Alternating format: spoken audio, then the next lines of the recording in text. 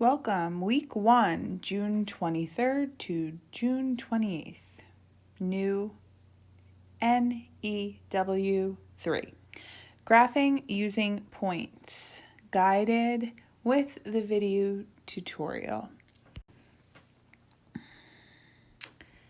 Starting out, looking at the first one, it's asking us to graph y equals 2x minus 1. It's asking us to plug in values for x by finding 3 solutions. And this one is kind of scaffolded for us where the template is already set up. It's asking us to let x be equal to 0, and then like we did with earlier problems in other videos, it already has the equation basically rewritten with everything except the x there. The x is now pulled out and it's asking us to substitute. So what is it asking us to substitute? Well, it says x equals 0. The x is no longer in the problem, and now it wants us to plug the x in to the problem. Well, where else can we plug this x? We can plug it into the ordered pair at the end because we know that the ordered pair at the end here is going to represent an x and a y. And looking at the graph next to it, we know that ultimately with this xy, or with these multiple xy's, we're going to have a bunch of points to plot. Going back to that first video tutorial when we said those plotted points were going to be really important, this is kind of where that comes up. So we plug in our 0. So now we have y equals 2 times 0 minus 1. We draw our river. Okay, and we can't do anything with the y. Y is just there. We don't have anything to substitute for it. We have to leave it alone, but we can do a bunch of stuff with the right side of this. So we can do 2 times 0, which gives us 0, because anything times 0 is 0. And now we have this minus 1. So now we have y equals 0 minus 1, and that is negative 1. Now, y is negative 1, and that is going to come up here to the y in the ordered pair. So now if the 0 goes in for x, like we said before, and the negative 1 goes in for the y, which we just found, we know our ordered pair is 0, negative 1. Next, we want x to be negative 1 because they told us that. So again, we're going to let x equal negative 1. Well, x is going to go here because, again, in our original equation, we had 2x minus 1. So we are going to plug it there, and we're also going to plug it in to the first piece of our ordered pair. So we're going to let x be negative 1 there. We're going to let x be negative 1 here. Draw our river. Y equals negative 2 minus 1, so y equals negative 3. That's going to come over here. So our ordered pair is negative 1, negative 3. They want us to let x equal positive 1 now, so we're going to plug it in here, also here.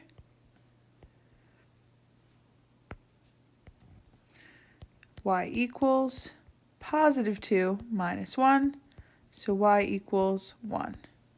That swings around to the y in the ordered pair, so our ordered pair is 1, 1. Graphing these, I have 0, negative 1, which is on our y-axis. Notice that's also the y-intercept. That's going to become important later on for us to notice that. We have negative 1, negative 3. and we also have 1, 1.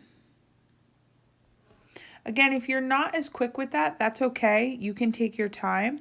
If you need to, go back and watch the video tutorial for the graphing ordered pairs or the substitution applications. This is kind of a mix of both of those, but we're going to go through this video tutorial as if you've mastered both of the previous two. So now it says down here, find 2 more points by letting x equal 2 and -2 for this. We don't want to just rely on the 3 points, because what happens if you make a mistake? Well, you're going to know, because, you know, realistically, if you graph one of your points and it's like here, you're going to know that you made a mistake, because these 3 points give you this nice line, right? And that's what we're looking for in these. If you end up with a point like this red one, you're going to know that you went wrong somewhere. So by letting x equal 2 and x equal -2, we're going to be able to find 2 more points. So we're going to do the same thing. We're going to make this template the same one we were using up there, because it's the same problem. And we're going to plug in a 2 and a -2. And we're going to do the same thing we were just doing. So I get y equals 4 minus 1. So y equals 3. And my ordered pair here is 2, 3. Now you might be asking where I got that. Remember, I got it from my x and my y. And if I do it over here, whoops, that's a highlighter. Y equals -4 minus 1. And I get -5. And again, if I want my ordered pair, I'm grabbing my x and I'm grabbing my y. And that's giving me -2, -5. So if I go ahead and graph those, I get 2, 3, and that falls right on my line. And I get -2, -5, also falling right on my line, which is exactly what I want. Now, if I go to the next page, when graphing by plotting points, you choose values for x and find the corresponding value for y. My favorite numbers to use for x are -2, -1, 0, 1, and 2, and we just saw that. Unless the coefficient of an x is a fraction, then I use multiples of the denominators. We're going to see that in a minute. But for this one, we can use just my favorite numbers.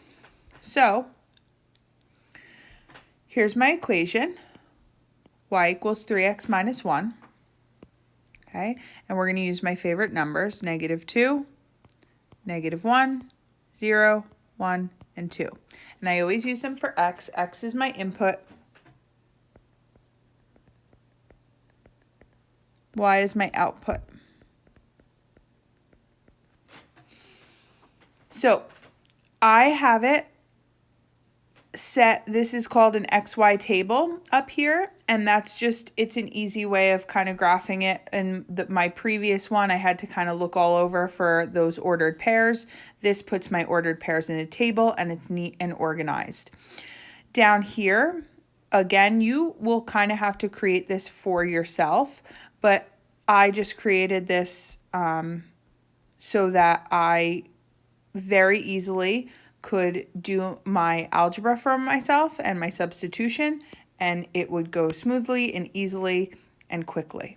So I'm going to plug a -2, I'm going to plug a -1, I'm going to plug a 0, I'm going to plug a 1, and I'm going to plug a 2 in here. Okay, the more work I do ahead of time, the less I have to do while I'm doing it, right? And the less chance for error. Again, there's always a method to my madness.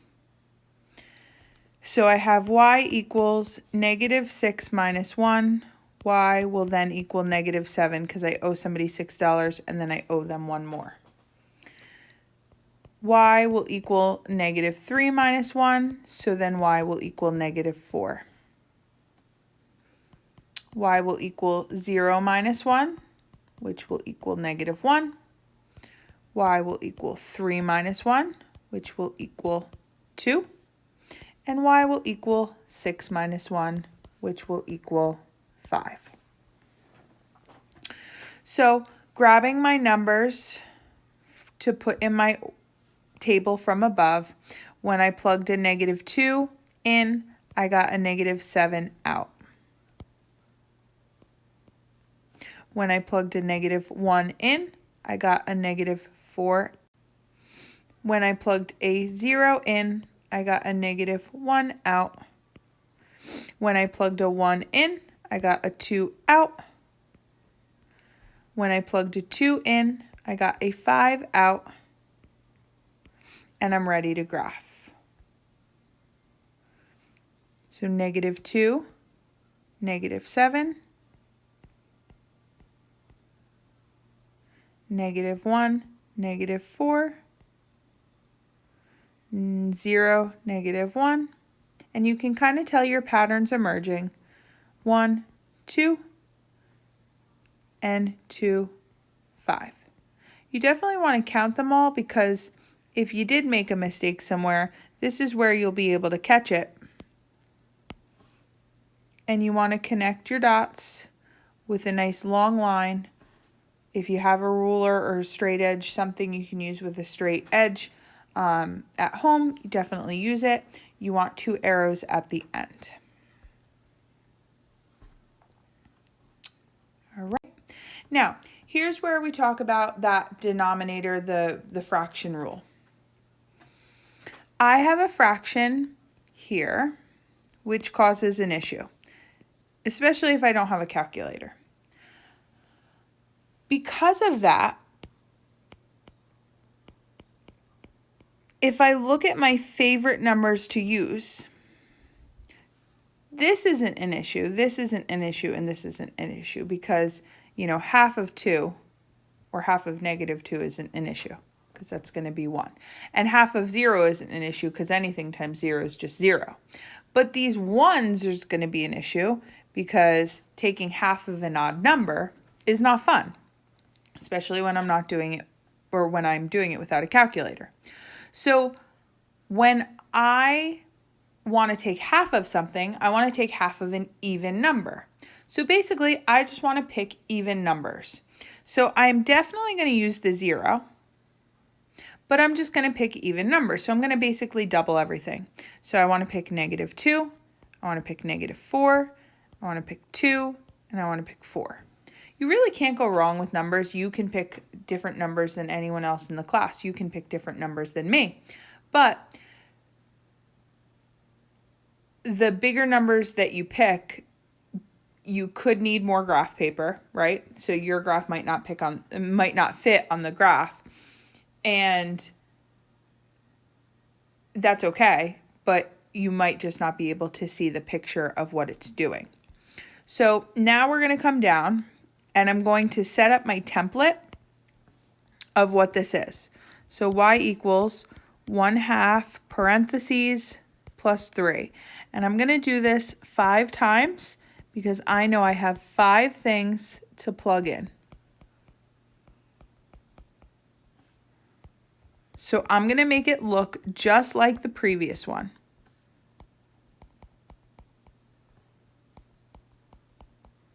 Okay. Then I'm going to go back and I'm going to plug in all 5 of my numbers. And then I'm going to go ahead, that's the substitution piece, then I'm going to evaluate. Draw my line.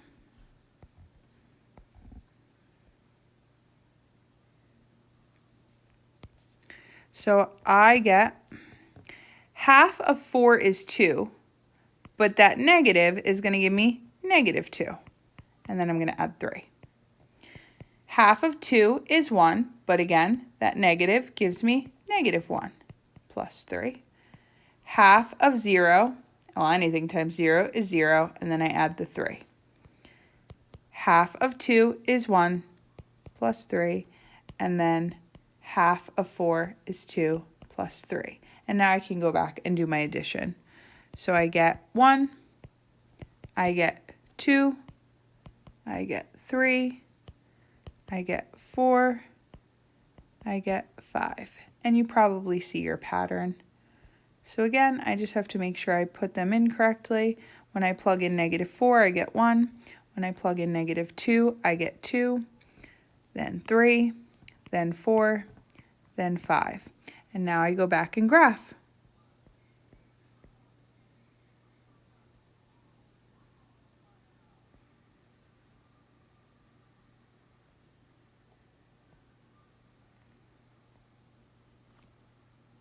I draw a nice long line, arrows at the end, make it as straight as you can, and you are done.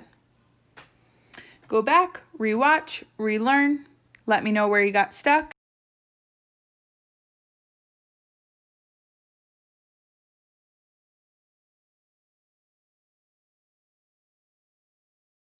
And when you're done, go ahead and try the independent one. Check your answers with mine. Let me know how you made out. Talk to you soon.